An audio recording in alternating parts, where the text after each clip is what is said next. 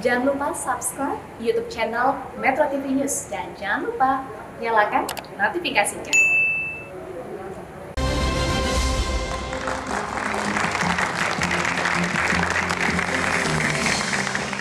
Bang Adian, tidak ada jaminan koalisi gemuk bisa menguatkan stabilitas politik, malahan justru bisa berpotensi menghambat kinerja. Ditambah lagi ada beban, semuanya ingin mencari kekuasaan di 2024. Bagaimana menjawab itu? Koalisi gemuk tidak menjamin, koalisi kurus juga tidak menjamin. Memang tidak ada jaminannya. Artinya jaminan itu tidak pada ukuran besarnya, gemuknya, kurusnya.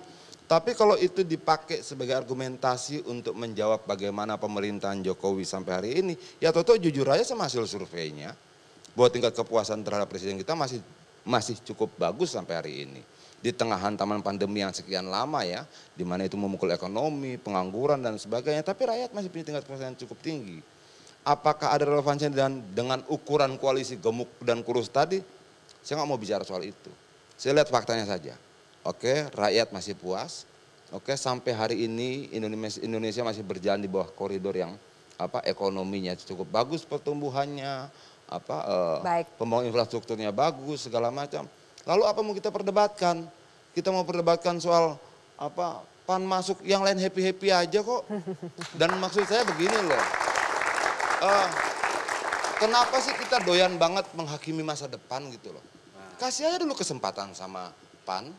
Kasih aja dulu kesempatan sama PBB, saya kenal loh wamennya ini aktivis 98 dulu. Oke.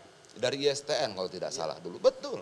Artinya dia punya kinerja yang bagus. Kalau dibilang untuk elit atau untuk alit, loh ini aktivis jalanan dulunya.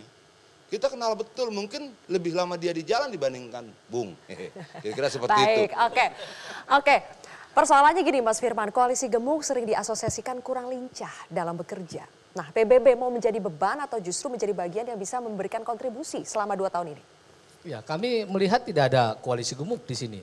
Masuknya kami sebagai wamen di sini jelas. Ini bahwa Presiden menilai kami diminta untuk membantu. Ibu Menteri tentunya, Ibu Menaker ditempatkanlah salah satu kader kami sebagai wamen untuk membantu Menteri di sana. Dan kami melihat bahwa memang ini yang tadi disampaikan oleh rekan-rekan dari PKS dan Demokrat. Kami rasa kekhawatiran yang berlebihan.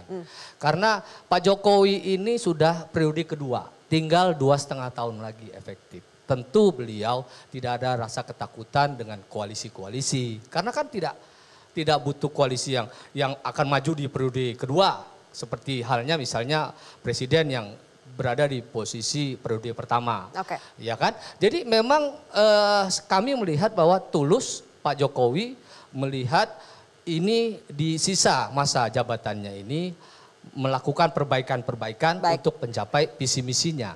Nah, di awal kami sampaikan bahwa kami saja yang tidak meminta jabatan itu diperhatikan oleh Pak Jokowi. Artinya kan Pak Jokowi tidak memikirkan harus kami desak dulu baru kami diberikan porsi.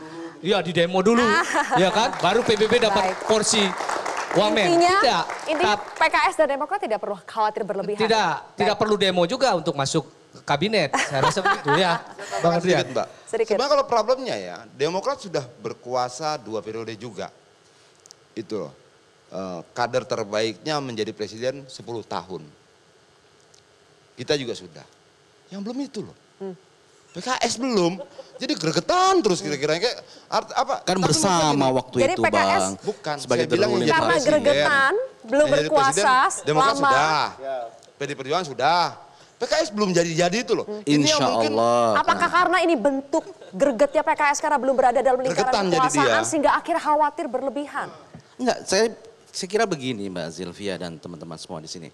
Jadi kalau kita melihat fenomena politik itu harus connecting dengan apa yang dirasakan oleh masyarakat.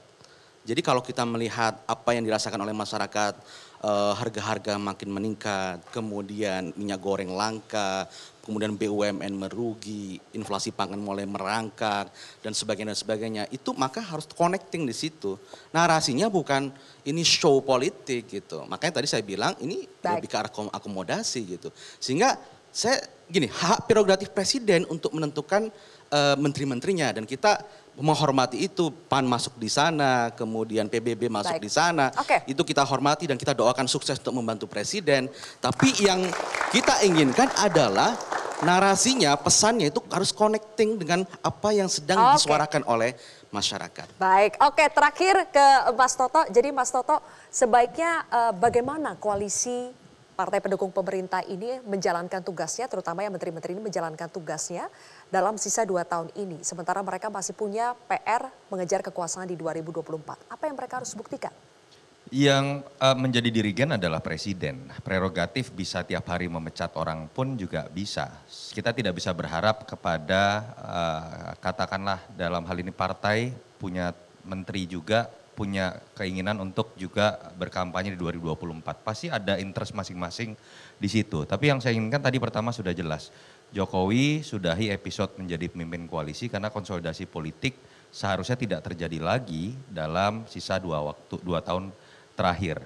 Tetapi juga dibutuh bagaimana caranya. Salah satunya ini kan kita berdebat kusir. Masyarakat juga berdebat kusir. Kita semua di sini berdebat kusir. Kenapa? Kita nggak pernah berbicara tadi apakah program prioritas dari kementerian yang diganti tercapai atau tidak. KPI atau Key Performance Indicatornya seperti apa? Tidak pernah tahu. Dan ini dibutuhkan sebuah transparansi dari presiden kalau mau berbicara mengenai reshuffle ke depan lebih tanpa beban dan bisa memecat siapapun dari latar belakang apapun berdasarkan basis kinerja. Dan saya berharap juga ada oposisi yang berkualitas. Apa yang diungkapkan oleh teman PKS tadi mirip dengan pengamat. Bahasan tata negara, anomali sistem presidensial. Seharusnya ketika PKS punya wakil rakyat di DPR, di masing-masing komisi, saya berharap ada sebuah kritik, ada sebuah transparansi terkait kinerja per kementerian yang kemudian bisa membeberkan mana sih kementerian yang bisa bekerja dengan baik, mana sih kementerian yang tidak bekerja dengan baik, sehingga kemudian reshuffle bisa kita lihat dengan data yang berkualitas dari oposisi. Itu tidak kita lihat. Baik, oke. Jadi Bapak-Bapak masih banyak PR yang harus diselesaikan. Mudah-mudahan dalam sisa waktu 2 tahun ini kita betul-betul bisa melihat kinerja nyata dari masing-masing menteri, para pembantu presiden. Tidak terlalu sibuk dengan urusan politik saja, tapi betul-betul bisa memenuhi ekspektasi rakyat sesuai dengan kebutuhan rakyat. Terima kasih Bapak-Bapak sudah hadir di Kontroversi pada malam hari ini. Pemirsa, demikianlah Kontroversi. Saya Zulfia Iskandar, pamit undur diri. Kita jumpa lagi di episode mendatang.